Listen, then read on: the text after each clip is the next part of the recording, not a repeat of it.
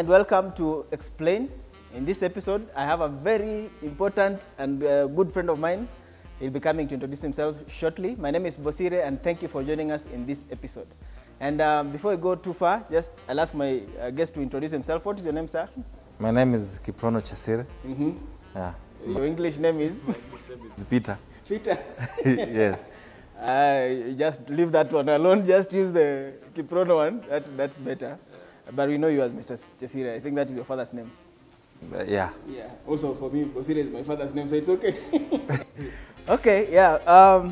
You were born a Christian, now in a Christian home, like most Kenyans. I was born in a Christian home. It was mainly my mom who was saved. Up to some point, then my dad also became saved. Yes, but then I got saved in high school. I think it was Form 3, going to Form 4. Yeah. And then before that, you had said there was I had gotten saved several times, of course, just like many other high school students. Yeah. Yes, when there's a challenge weekend, you get saved. There's a new preacher, you get saved. There's an interesting group, you get saved. If there's a white person. Zoom with the group, you get saved. Anyway. Maybe actually we can just even for now demystify. Why do these young people get saved that many times? Is it that they don't understand? Is it the approach of the people coming to preach? I think a lot of times it's the people who come to preach. A lot of times they preach a lot of fear. Hellfire. Yes. Especially there's the famous the movies they bring. Yeah. And so out of that you feel wow. They scare into salvation. So you are scared, but you don't love where you're going, but you're just scared of where you're living. Yes. But then after a few days, you become again comfortable. Then you forget about the fear. Okay. So fear doesn't get anyone saved, actually. Fear doesn't get should be love that draws you to God. And a conviction. Knowing that you believe in your heart and you've confessed it. Yeah. Okay. So this last time that you got saved and you knew this one counted, when was that? It was December of 2000, the year 2000. And so it just turned the century. And one of the preachers actually used to come to preach to us in high school, came to preach in Deliverance Church Eldoret. Here in Eldoret. So by that time you had come back to Eldoret, you're living here. Pastor Ambrose. Ambrose Nyangao. Oh, Parkland Baptist. Yes. Most of the times when he came to high school, it was just comedy. He used to laugh a lot. But when he came here, I think he shared his life story. And I think I could relate with it. And then I left the meeting, I was having this very, should I say something, I felt like something had just changed within me. That this is the kind of God I wanted. It is the kind of God I wanted. Yeah, for yourself now. I'm making a decision for myself concerning the spiritual matter. Yeah. Okay. It finally made sense. Yes. It clicked, something clicked in your mind. Yes, but before that, being told about going for missions, just there. Yes, I didn't care about such things, but now it touched my my issues. And that's when it started making sense. The things I was battling and going through. So you felt like now, actually, this gospel thing does address my issues. Yeah. It has found me basically where I am, and I need to respond to this call. Yeah. Okay. And then basically the main difference also be character issues that were there before you got saved and then after getting saved. Anything particular you can mention? Anything particular that I can mention? Some people have a very interesting. I was a drug addict, a drunkard, nini.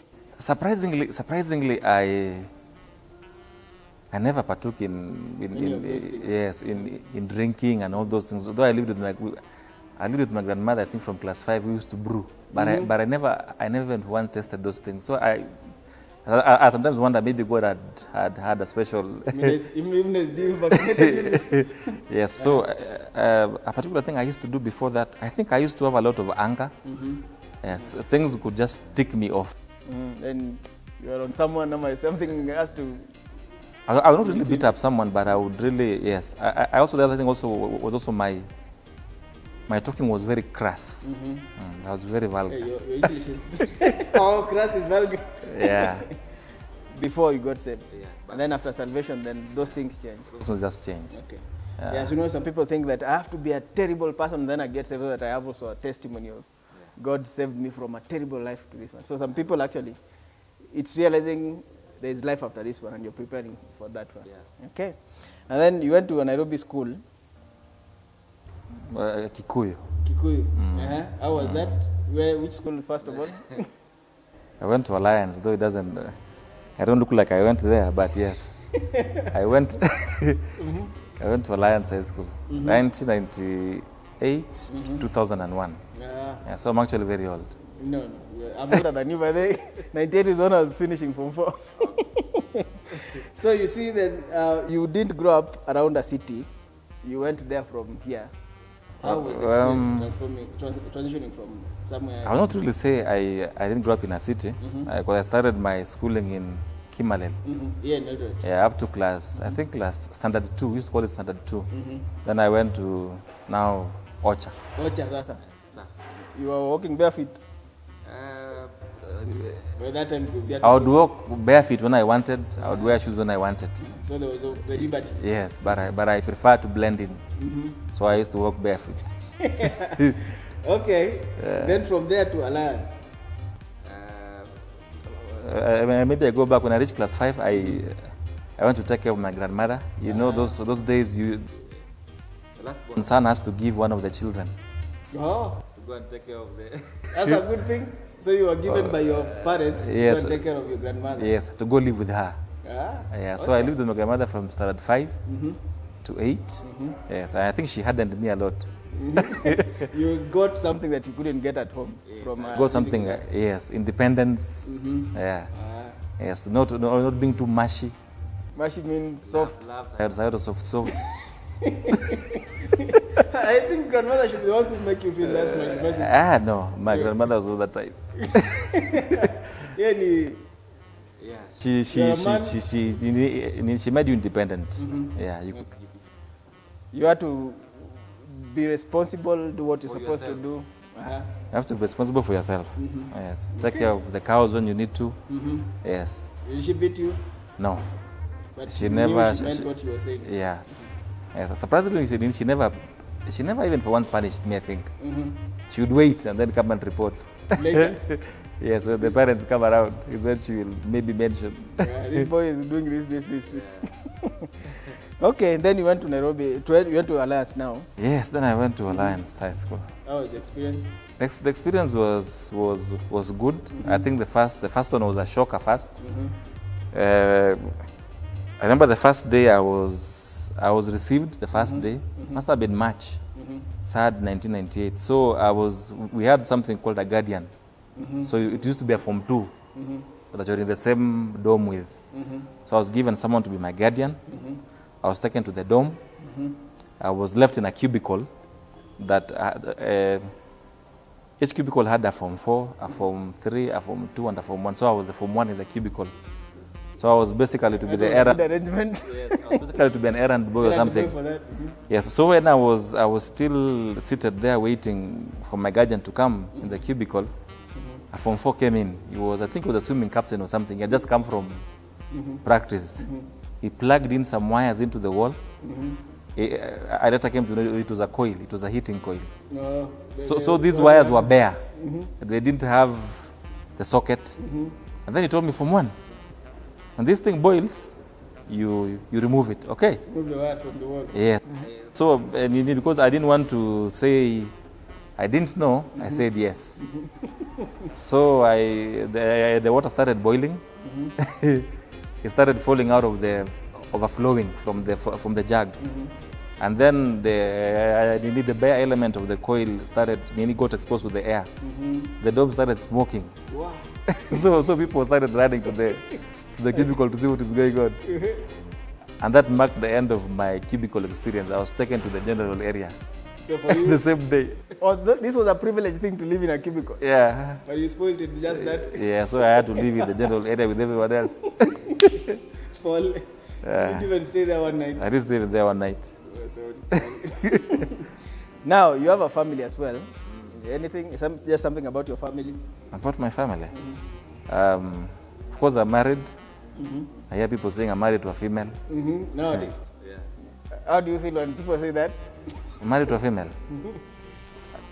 I think generally here in Africa we still are are very what? We are still very conservative. So it doesn't really matter. If you say you're married, people know you're married to a woman. I think so. I don't know. Yeah, you can't come out publicly and say I'm married and then you show a woman or a man. Yeah. So it's unnecessary for you, I think, at the moment for that. I think it's unnecessary to be saying that. Yes, I'm married. I have 2 children. Married for, I think this June will be 8 years. Yeah. Okay, the experience of being married and before you, when you were single, anything that is significant that you can even teach someone who is single still looking forward to marriage? The experience, the difference, the differences. I think I prefer myself married than when I was single. So you agree with God? It is good for a man to marry? It is good. You were suffering that much? I wasn't really suffering that much, but I wasn't this size. Maybe, I remember. I was something in your wedding. I don't remember what. You are. So there's evidence that is good. Yeah, maybe physically it's good. Yes, physically. Physically. It's yes. The body is well taken care of. Food wise. Yes. The other way wise. Yeah. There are friends of ours actually who don't show that physical aspect. I have a friend here in the studio even. It's been the same that way since they got married. And in Kikale we say, lazima alikula takalakal. Karatasi ile ya nylon paper. Kama ng'ombe, unajua ng'ombe kikula ndio inakuwa na shida. Yeah, but I think it varies from person to person. Yeah, I think if there's no gene in you for that one. Yeah. Yes, it will not manifest. Okay. Yeah. And then is it a marriage? Is it just a smooth thing? You're enjoying every day. You're laughing with your wife. Everything is fine. I don't think no. It's not really smooth because I think these are 2 different people coming together. And in my case, 2 different cultural backgrounds. Yeah, actually, yeah. Yeah, 2 different personalities. Yeah. You married somebody totally opposite of who you are. Yeah. How does that normally happen? Because people think you marry somebody you look more like, they reflect less of a different person than who you are. I really don't know what happens because I think for me the thing that probably drew me to her is her beauty first. Yes. I can't marry someone I'm not attracted to. So I think that's the first thing. Then I ask myself, is she saved? Okay, she's saved. Her character, ikoaje? It's okay. Then now the last thing maybe was her personality. What kind of a person is she? Can I live with her? Can I tunaweza pelekana vizuri? Yeah. So I think it's the mystery of God that He brings to people who are totally different and makes them one. Just to try to see how these people live together. Yes, totally different and make them one. I think it's also a proof that God is involved in this. Yeah, you need Him actually. Yes. Truly, for it to work, you need to God. Yeah. So it's ups and downs in marriage, Nini. Yes, of course. What's just like any other couple, you have you have your ups and downs. Yes, but you must find a way of being able to sort out your issues. Yeah. Conflict resolution. Yes, you should have your bare minimums. Yes, stated from the very start. Yeah. You understand, you agree to those ones. You understand that no matter where we tutafika wapi hatuwezi pigana. Sitawahi kuchapa. How does that work for us men who are in Africa, if I can use that? Because in the past, maybe even for some of us, we saw our fathers beating our mothers. I think it is... how does it work for us? Because you know the experience you grew up with. For some older people, it will be like, I saw one of the things that my dad did was beat my mom. So now here I am. I can't beat my wife. If I touch her, FIDA will be on my case. I don't think it's really about FIDA. It's just about kujiangalia. Sasa kuchapa mtu mkubwa kama wewe. There must be something wrong with you. Because I imagine sometimes when you have a boss, also in your office, there are days you will cross each other. At times he will say something unkind to you.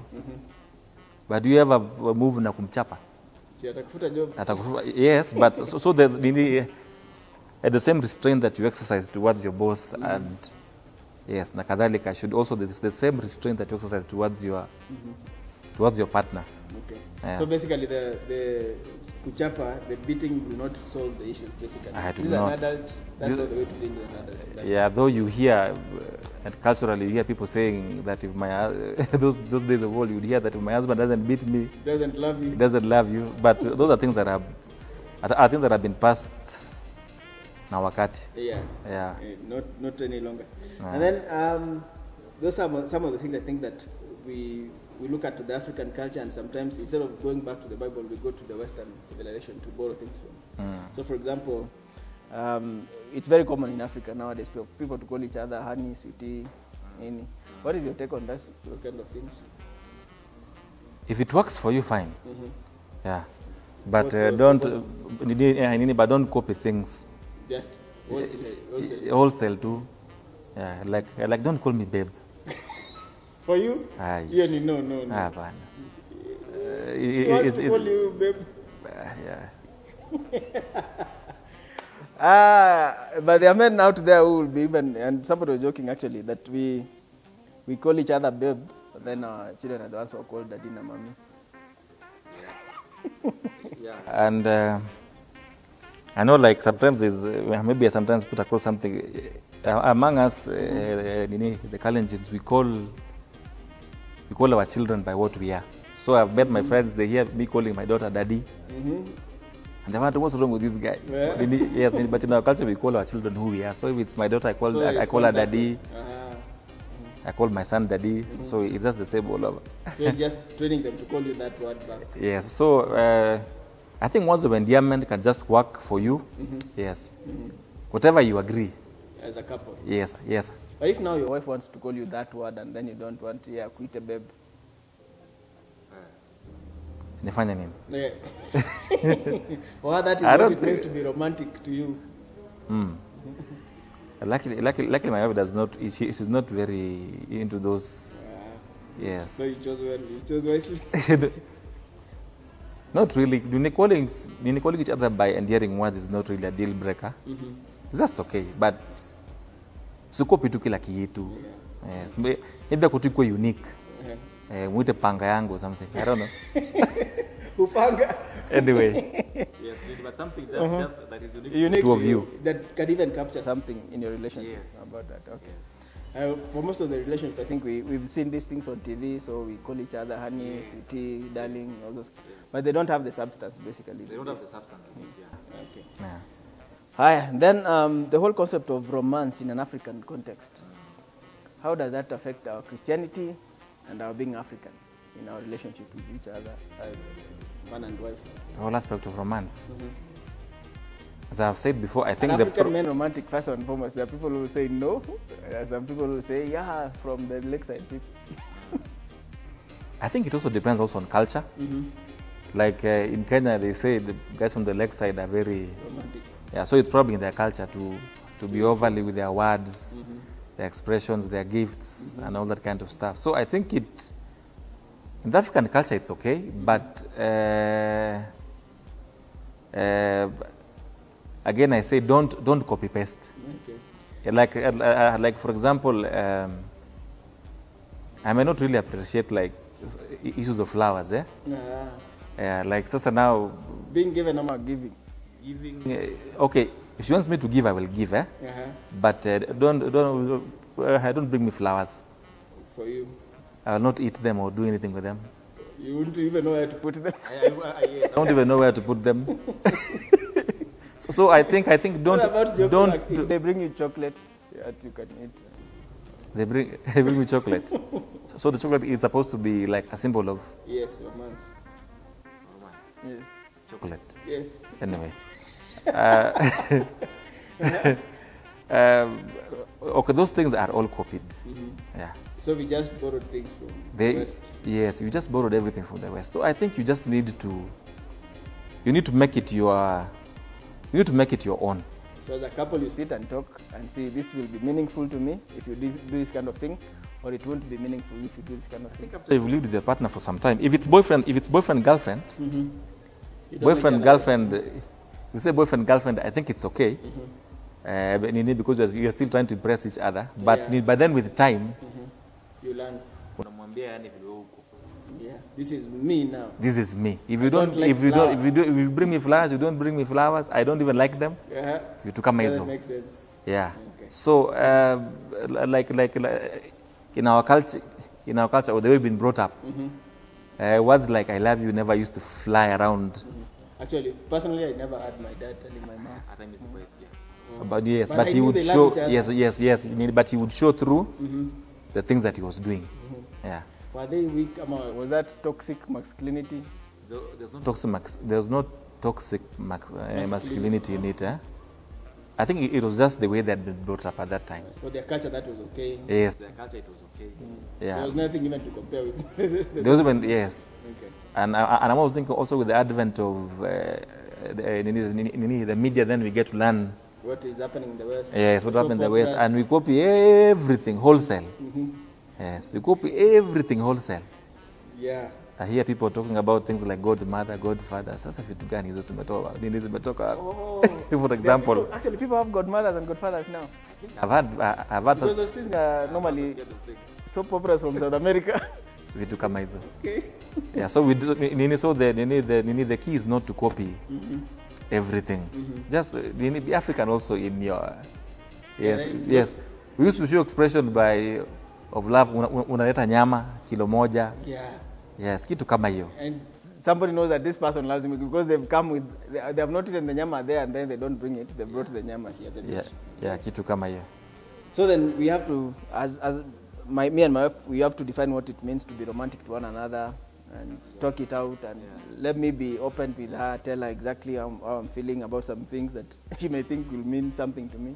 And also think also at the very base of it, the Bible itself talks about husbands love your wives as Christ loves the church. As Christ loves the church, and then he says, wives, submit, respect.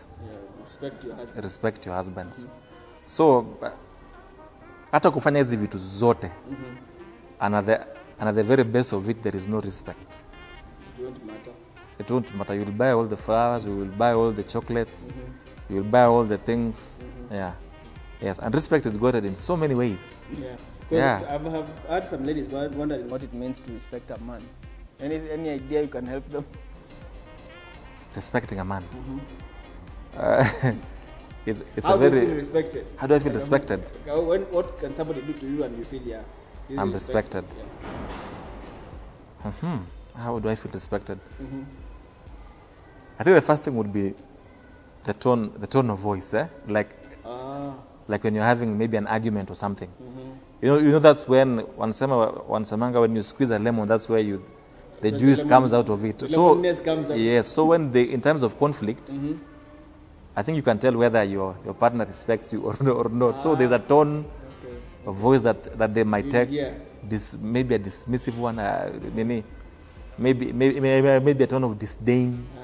So actually, when you are having a conflict and maybe emotions are involved, how she talks to you, the tone will reflect what is actually her true emotions to you, whether she respects you or not. Yes, whether she respects you or not. I think that's one of the biggest pointers of such kind of stuff. Okay. Yes. That's interesting. I think. I know of men who like being given a special seat in the house. Those ones for me doesn't matter, or a special plate, or a special cup. Yes, not really. Yes, but just the tone of voice, yes, the way you talk back. That should reflect a lot of. That should reflect. I can see the point there, because as a man also I'm thinking, if my wife talks to me in a particular voice, it does reflect something. It does reflect something. Her thoughts are about me. Yes. Okay, then we are in that group of young couples. You saw people were trying to look for ways. They were asking men, what will you do? What should somebody do to you this Valentine to make you feel special? Mtu akasema kuosha miguu. What will your wife do to you so that you feel special? But does it even matter for you, Valentine's? I don't think Valentine matters to me. Yeah, but so it's just a day like every other. Yes, a day like any other. a day where maybe men and women wanaekeana pressure. Oh, you have to do this. You have to do this, you know. There's the expectations there about that day, and so on and so forth. So I think again it varies from couple to couple. If it's something you've been doing from the very start, I think it would be good to keep doing it. But what, for me as a man, it shouldn't just be that day only. Yeah. So that's the only day. That's the only day you show like at yes. But should it be any special? And also, you can love your wife generally, but that day should be special. But if someone were to ask me my opinion, I would say Valentine's is mainly for the ladies. So if you have to do something special, do it for your wife. Yes, so but isikuwe ni wewe umekaa hapo. Unangoja, you are sulking ati hujaletewa, umenuna, sijui huku kumbukwa nini. Come on. For a man, tumeanza kuwa softy mashi. Tumeanza kuwa mashi. I think men need to be a bit masculine. Yes. Really masculine. Manly. Maybe I would say manly. Okay.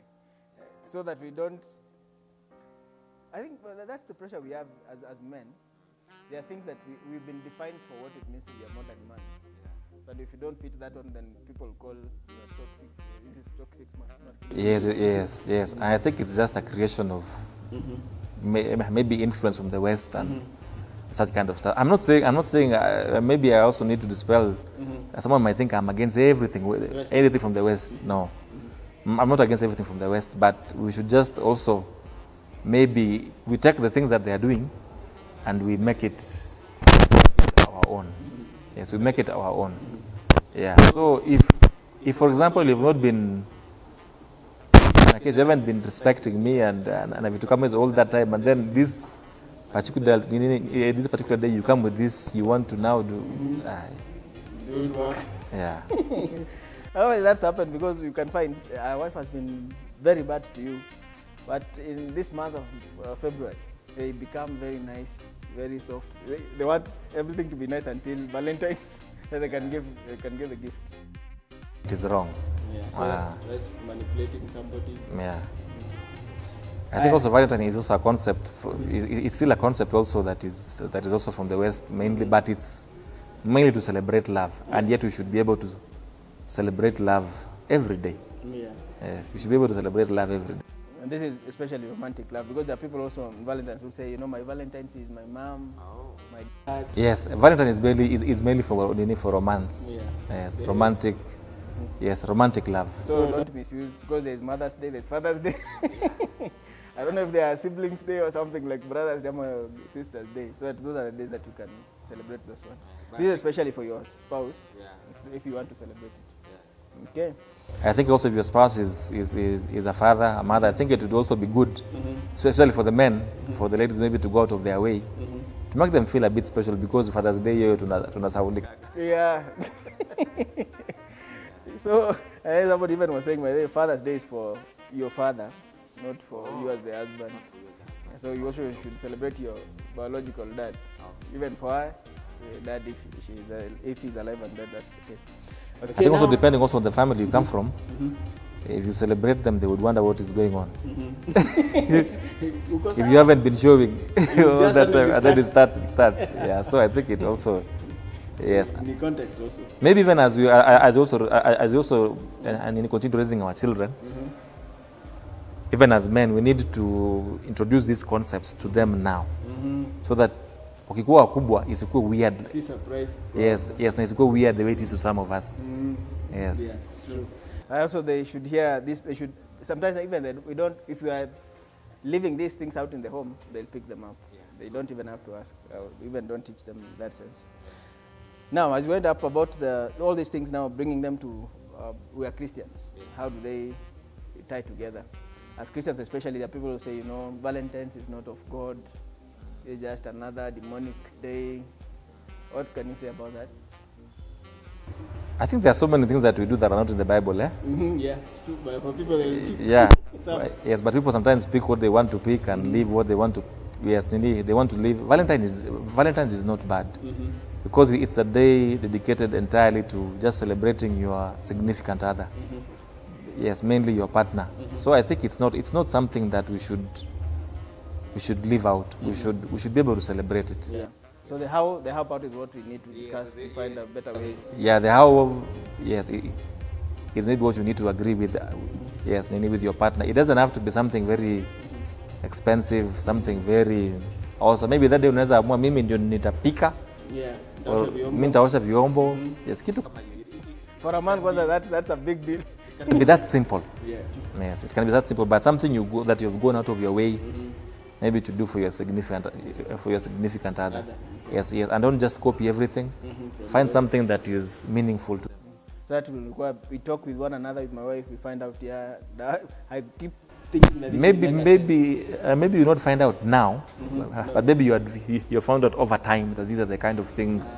Slowly. But those who have begun their marriages, maybe 2 years, 3 years, they're still learning each other. True. That process. True. Okay, so as Christians, then it doesn't conflict with our faith. It doesn't conflict with our faith. If I look at the Bible, you see God as, you'd say God is romantic in a way. Yeah, because there's a whole book. Yeah, there's a whole book, Song of Solomon, yes, that talks about overtly, not even covertly. Yeah. Overtly romantic. Yeah, so I think God is romantic. He pursues us. Yeah. And we are the bride, Christ is the groom. Yeah. Yes, we are the bride and he's the groom. And even if you look at like the passage in Ephesians, I think it's from chapter 5 from verse 21 all the way to 33. You hear Jesus talking about you give yourself for your wife the way Christ gave himself from the church. He washes the church with the water, representing the church spotless, pure, spotless. And then at the very end, opportunity, now, and wives respect. You respect your husband. So it means that there is so much that the man has to do first, so that this lady now can be able to respect back, because that now is at the very end of the chapter. So the onus is on us men. Yeah. I can also give the women something and say, he's not respectable yet, respectful, yes, to the point where I can respect them. They have not gotten to that point, so I wait until he gets to where I can respect him. There's someone who said women reflect exactly what you give them. Someone said you give them a seed, they give you a baby. You give them ingredients, they make you a meal. You give them a house, they make it a home. So I think also what you are inputting in her over time is what will be reflected back to you. So if you are not showing her love, is it romantic love? Yes. Yes, romantic love. Na yo ingine yo unconditional love, where despite of what she has done and what you still love her, then I think this respect will not come automatically. So it almost seems to me that there's so much that we have to do first as men. As men. Even for Christ. Christ is the one who did so much. He did first. And then now that's when we responded to him. Yeah. So the honors is on us. So bad of sisi kuna kazi. Okay. So men, you can hear that. Then the young people, we are talking about marriages, people in marriage. The young people who are, I think even the pressure is much more on them. I know friends of mine who are, this week will be their loneliest. Just the week before Valentine's. Why? Because they don't have somebody.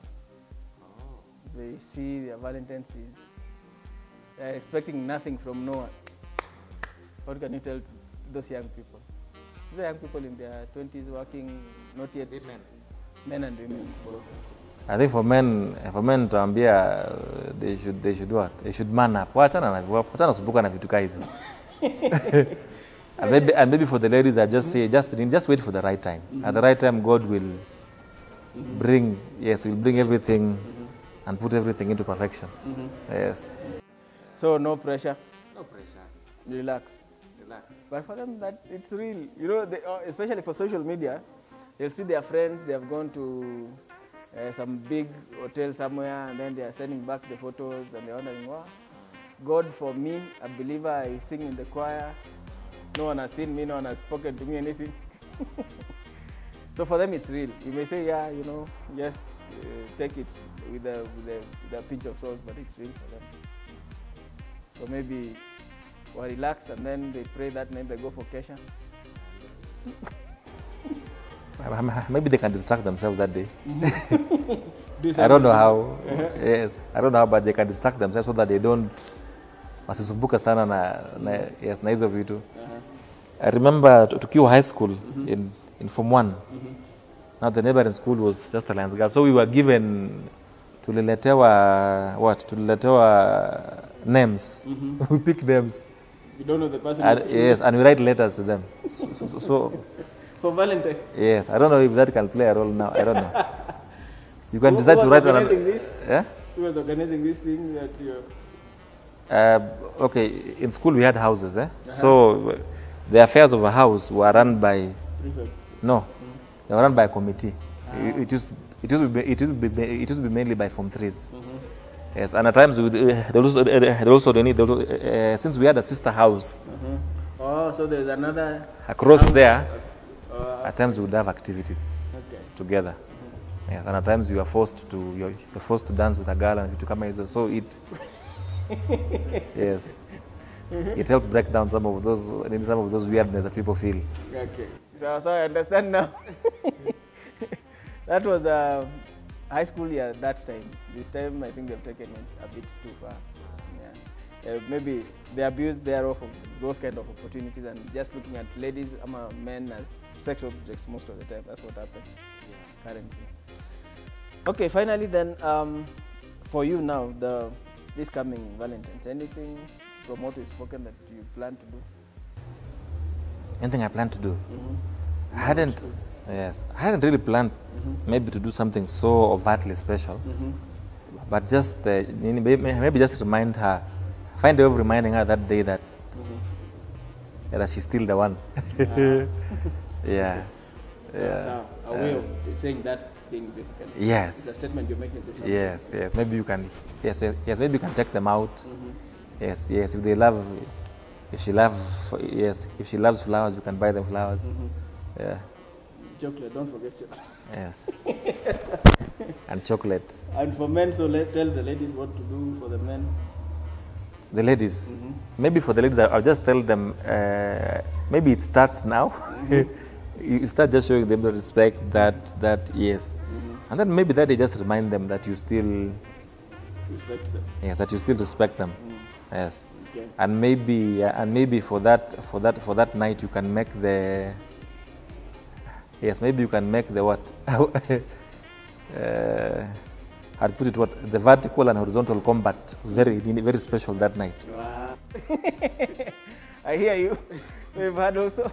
And then your final words for especially believers who sometimes, even at this moment, they are struggling in their marriages. Yeah. I think I'll just say God is the author of marriage. And when something goes back, go back to the manufacturer. And for us, the manufacturer has given us a manual. Let's go back to the Word of God. Yes, we will find out where we went wrong and get remedies and get answers for it. And a lot of these things can be solved. You would just say, I think many of these things would just be solved. You would say we are sorry. Yeah. But for a man, that is one of the hardest words to come out before a woman. I sometimes imagine you just go into a mirror somewhere and practice vizuri, usukume mpaka itoke. I'm sorry mpaka itoke.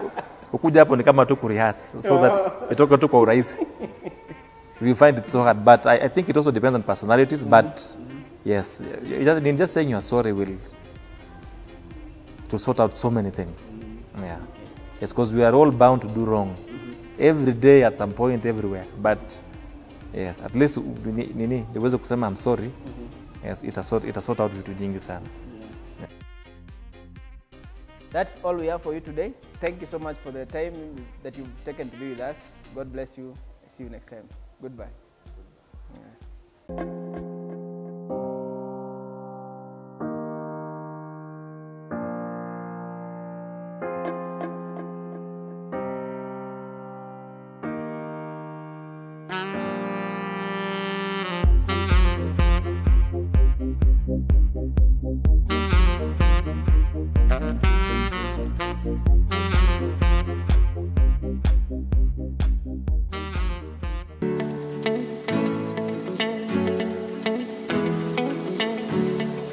Kaimosi, I was taken in as an orphan by missionaries from the IPA mission. IPHC. IPA mission IPA. at that time. It was IPA. IPA meaning mission. International Pentecostal Assemblies. So you, from Nairobi? I went to Villa Heights. Villa Heights. That's 1983, 84? 83. Okay. Yeah. Now there you are doing a degree course? Yes. I presume. Okay. Yeah, You arrived in the US. Yes. This is somebody who just, the other day was in Kitale. Yes. Shortly Nairobi, now in the US. What was the experience like? Strange. Yeah.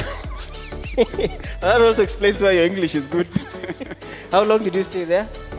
5 years. 5 years. So the degree time, Yes. you finished your degree Yes. from Villa Heights. Yes. So you are reverend. Awesome. That's great to hear. Thank you. I backslid a little bit. Yeah. A Went little bit. into having fun and all that stuff. Didn't want anything to do with the church a little bit. But I used to come to church and work, do all that stuff.